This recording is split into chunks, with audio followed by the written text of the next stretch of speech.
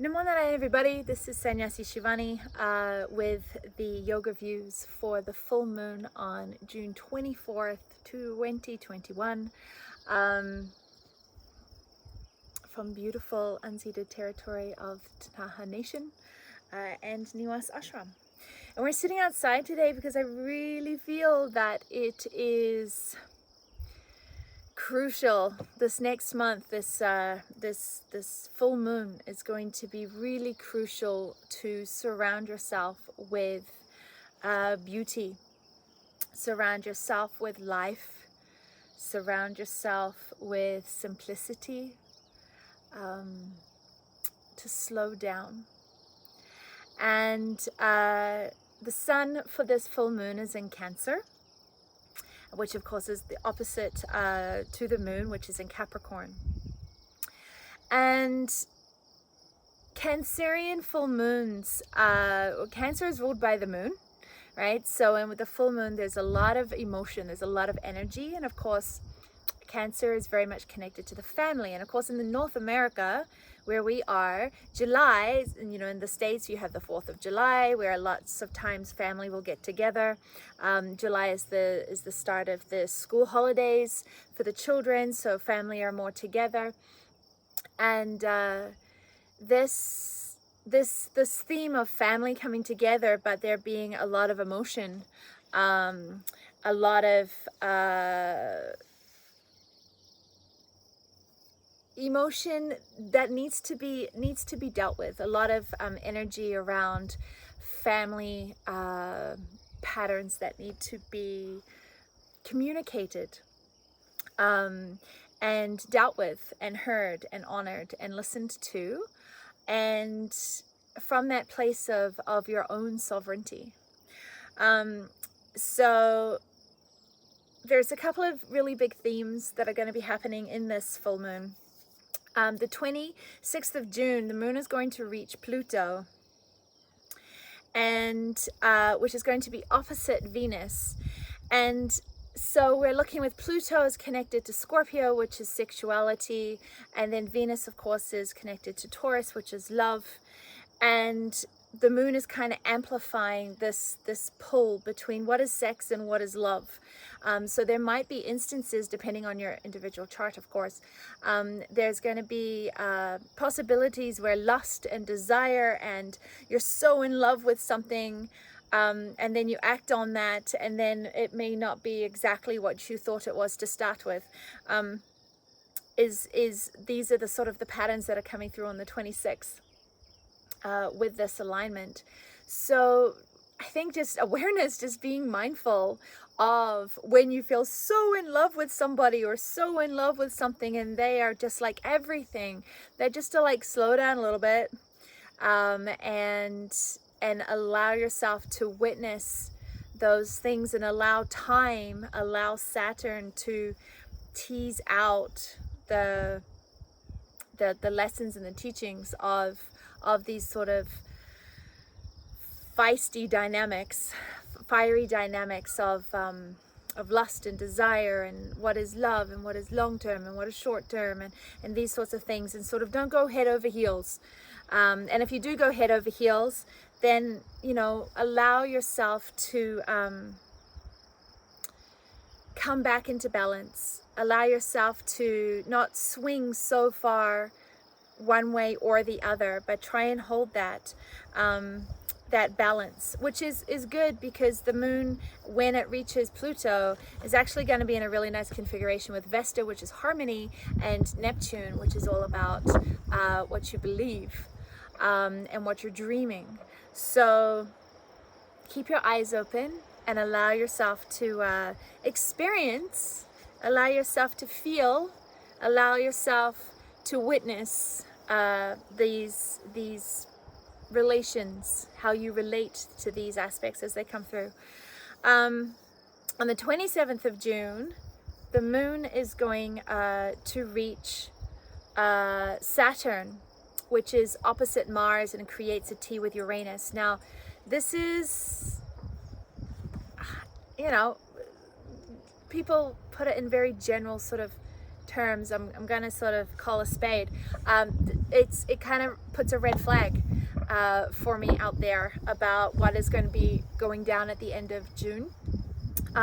Saturn being time and being the past and being the lessons that need to be learned. Of course, Uranus is pushing for change. Uranus is in Taurus right now, which is about the earth, and it's about irrevocable change, needing to change. And so like Saturn doesn't want to change, but Uranus really needs to change. And between a battle of Uranus and Saturn, Uranus will always win. It depends on how many casualties there are. Now, when you put Mars into the mix in this, it can get pretty volatile, explosive. Uranus is very electrical, so sharp hitting, electrical storms, bombs, these sorts of things that there is a before and there's an after, but there's that change is a split moment. And so it can be, you know, just a day, the 27th of June, it can be, you know, a couple of days can really change so many things in your life. So to be aware that there is a lot of there's a lot of aggression in people's nervous systems, and which comes from fear of not returning back to normal. Like normal was something good to start with. That there's a lot of anxiety and a lot of like wanting to push to get through our current situation with this global pandemic. But we have to do it in God's time. We have to do it respectfully in divine time. And when things get pushed and then Mars gets in the mix, it can get a little bit fiery. So please be aware that when emotions are hitting this energy between Mars and Uranus and Saturn, as the moon moves from Saturn through to Uranus and then through to Mars, that these are going to be echoes throughout the entire cycle of the same trine, the same pattern. Mars is really triggering the ego because Mars is going to be in Leo, and Leo can get a little bit arrogant, a little know-it-all, and a little angry when it is questioned. So, you know, Mars is in Leo until the end of July. So really allow a little softening, both in dealing with Leos and in being a Leo, like being in that energy of Leo is really strong in your chart. To realize that the ego is only holding on to its belief and to its opinion so strongly because it hasn't yet had the courage or the humility to dream something different, which is what Uranus is really asking us to do. So the volatility is there when Saturn is trying to bring the past into the present, and Uranus is like, hell no, we're not going backwards, we're going forwards, there needs to be a change. And so this fork in the road, I think I've mentioned this quite a few times over the last couple of months, but it's true, there is a huge fork in the road. I mean, Saturn is going to be in Aquarius until 2023. This is not well, this week it's going to be like this. It's like, no, this is the long game, people. And people already feel like they've been running a marathon through 2020, but we're not done yet. In fact, in some ways we've just sort of cleaned a lot of the old energy out of our systems by needing to become simpler at home, not interacting, not mixing energies quite so much as we have used to. And now we're actually starting to ready to dream and ready to move forward. So because Saturn is in Aquarius, and Aquarius is the collective, there's the patterns that the past that needs to be healed is a collective past. And I know in Canada and in BC in particular, there is a lot of energy around collective reconciling the past that is happening right now. And so it is time for that. It needs to be done in a way that does not hook us back into the archetypes of dualism, because that is where these patterns thrive, and we really need to be able to step out of that dualistic patterning and find that harmony, find that Vesta, that energy of centered self, without discounting the past and the reality and the responsibility, but doing it from a collective position. Okay, but there is a huge fork, and some people are going to choose fork A, and some people are going to choose fork B, and I'm not going to say which one is which or which one is better, but it's really important, if you are starting to dream, not just where you want to be, but I think more importantly, who you want to be. And dreaming who you want to be, dreaming those qualities rather than quantities, because the reality is we don't know what the quantity of Earth is going to be. We don't know, we can't dream something we haven't contemplated before. Hi, my love. We can't dream something that we don't have the capacity to dream. So, but if we focus on our qualities, who do you want to be? Then that has a real opportunity to allow the physical manifestation of where you want to be and what you want to be a much easier path when the qualities of who you want to be are the nucleus seed from which everything else grows. If you try and impose what you want to be and where you want to be, then you're creating this container in this shell, and if your reality doesn't fit into that, then there has to be conflict, there has to be violence and accidents and things for that to shift into divine flow, because we are in divine flow. Divine flow is not in us, right? We are not egocentrically existing. I think we are, but we're not. So if we can come into quality of who we want to be, and then sort of surrender that where and why and how to let the divine show us how that is going to be possible, and I feel it's going to be a much smoother transition of consciousness. And the key for that, between now and 2026, when Uranus moves out of Taurus, is to the key to that is to allow yourself to keep your eye on who you want to be and keep facing forward. Try not to spend too much energy focusing on the deconstruction happening behind you, because the deconstruction is necessary for the construction of the new to happen.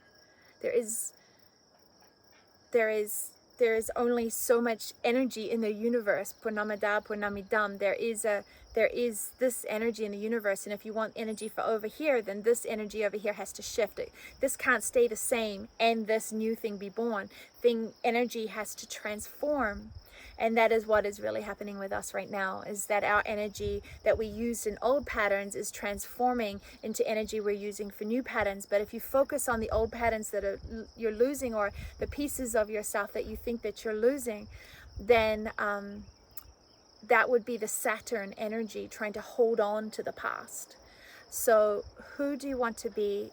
And allow yourself to focus on the who, so that that nucleus can create the third dimensional and fifth dimensional realities of what and where and how, and surrender that part and allow the magic of this moment to actually manifest. At the end of July, the sun is going to be moving into Leo, which is where Mars is. So you got like the sun, which is actually ruled by Leo, or Leo rules the sun, or you know, whichever one it is. Sorry, the sun is in my eyes. Leo is ruled by the sun, and so there's going to be an amplification there, and then you've got Mars in there at the same time. Again, there's going to be, at the end of July, there's going to be another echo of that trine of Saturn, Mars, and Uranus as well. So this is it. It's going to potentially be incredibly intense, and the more intensity you're experiencing, the more I recommend you go outside. And the more I recommend you get off screens. And the more I recommend you put your hands in the dirt or pat a puppy dog. Because this is really what recalibrates what is actually important. On the 28th of June, the moon is going to reach Jupiter, which is in retrograde. So, as Roland Legrand likes to call them, Jupiter, Saturn, and Pluto are all retrograde right now. And of course, those are the three big energies that really aligned to sort of create this entire global pandemic. And right now they're all retrograde, so they're all kind of asleep. And so like everybody's like, okay, we're done, we're good, like it's over, it's blah, blah, blah, blah, blah, blah, blah. And it's going back to normal, or we're evolving, and freedom is coming. But please recognize that they're asleep. And in October, all three of them wake up again. And so if you know, I kind of look at it like, I don't know if this is going to be copacetic, but I kind of look at it like, you know, like when you're a teenager and your parents go out for the night, and while they're out for the night, you're like, woohoo! And so you turn the music up, and you may hit the liquor cabinet, and you know, while the cat's away, the mice will play. And the reality is that the parents are coming home at the end of the night, and if the house is trashed, there will be a reckoning. And so if you have spent the summer getting drunk on freedom, in October, you may become very sober very quickly. So please act accordingly this summer, so that when the parents come home in October and these three monsters wake up, that the houses are still in order, everything is where it needs to be, and there was no dharmic, there was no behavior that is out of right action while they were asleep. So there's nothing to fix in October. So just keep that in mind. September might be you know, clean the house of what is happening. At the end of June, when the moon reaches Neptune, which is also in retrograde right now, and that is about what we dream and what we believe. Now it's in harmony with Venus, right? So even though Neptune is in retrograde, love is still the North Star for dreaming, yeah? And it's also harmony with Pluto, which is in retrograde. So consider problems from a spiritual perspective. So at the end of July, whatever intensity is coming to you, the best way that you're going to be able to navigate it smoothly so that it does not have to create chaos and trauma and disharmony in your life is to consider these problems from a spiritual perspective.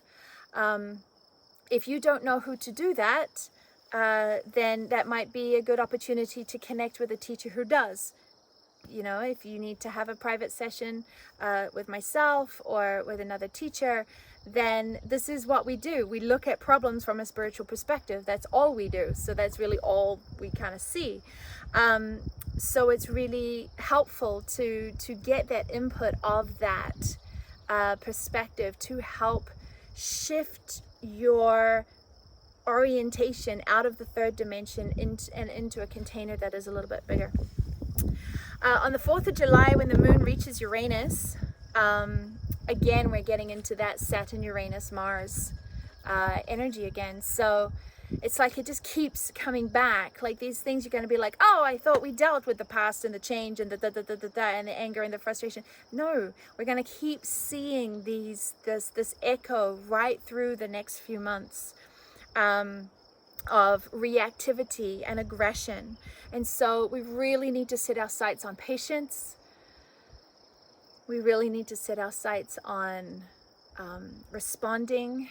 And most importantly, we need to set our sights on resilience. I've always tried to embrace the teaching from Swami Shivananda of bare insult, bare injury, highest sadhana. Now, from a third dimensional perspective, that may seem a little out of whack, but when you seek to live from a spiritual perspective, that is the foundation of resilience, is to be so centered in yourself and know who you are, know thyself, and know where your strengths are and your weaknesses and your ambitions and your needs. Have the humility to seek the guidance of those who are wiser, but also the courage to stand in the moment in your own light, even if that creates a mistake. To be willing to make mistakes, and not letting the fear of failure stop you from trying to get it right. So this is what we really need for the 4th of July. So this is the 4th of July practice for you, is thick skins, resilience, patience. Don't act or react aggressively or volatilely, especially with family, because that's like that whole thing I started this with the Cancerian sun and family. On the 5th of July, the moon is going to reach Lilith. And it's so beautiful. Like, I think of Lilith, because Lilith is in a sign for 9 months. And it's the unknown. And, to me,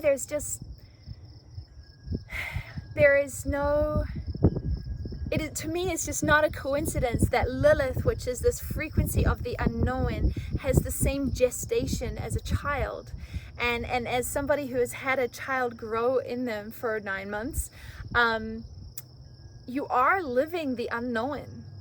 You are living this creation, this birth, this gestation of this being that you don't know who they are. You don't know what they're going to be like. And you come at it with tremendous gratitude and tremendous hope and excitement and fear and anxiety and, like all the things. But you know that it is a limited time for this gestation. And that's really where we are right now. We are in this gestation. We are all birthing into something new, and we don't know what that new is going to look like. And we can let anxiety and riddle us because we can't control it, or we can get quiet in ourselves and feel the flutter, that first 3-4 months flutter of movement. And then we can get attuned to that movement of what is about to birth out of us, and we will start to feel the little kicks and the little turns and the little dances inside, and the patterns of when things are quiet and when things have movement. But to do that, you have to get quiet, and you have to love what is being birthed, even though it's unknown. Sometimes you don't even know if it's a boy or a girl, So this is, the moon reaches Lilith on the 4th of July, on the 5th of July suddenly. And being this full moon cycle of the moon amplifying Lilith, there can be like like a revelation of like when you're pregnant, you're like, oh my God, it's a boy. Oh my God, it's a girl. Or, you know, a birth, or oh my goodness, like this is why, this is what is happening. Like you get little pieces of information that help create this reality that is forming out of the mercurial waters of the amniotic fluid. And this is the waters of the moon that we are in right now. So on the 5th of July, there's a chance that we will see glimpses of what really is. We'll see things as they are, rather than seeing things through our own imagination, through this Neptune, which is in retrograde, of believing things, whether they're right or wrong. That's the pieces of clarity, pieces of truth will come through that we will be able to hold on to. It's a girl, it's a boy, it's a, you know, twins, you know, like something that we could have felt out before, but we didn't know for sure that it was not a fact.